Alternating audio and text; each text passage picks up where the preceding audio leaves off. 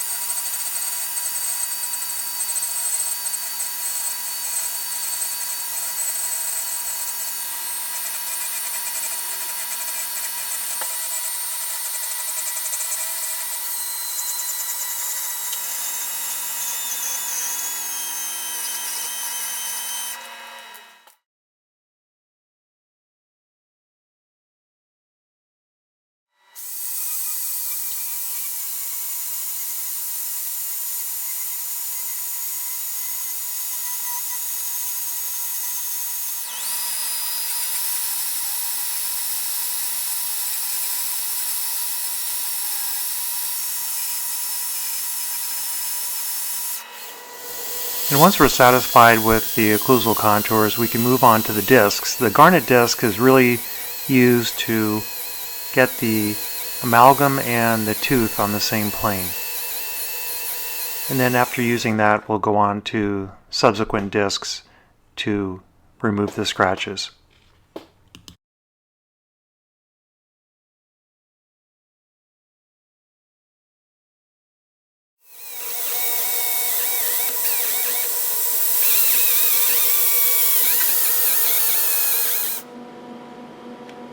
We're really not finished with the Garnet until we can get the tooth and the amalgam on exactly the same plane.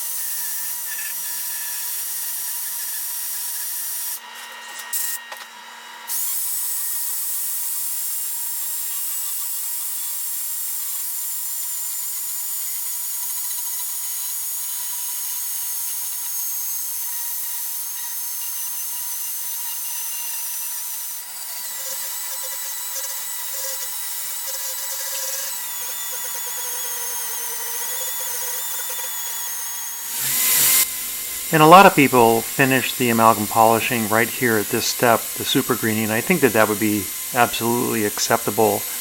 But if you want to get the maximal luster out of it because you like to do that type of thing, I like to utilize the next step, which are the abrasives.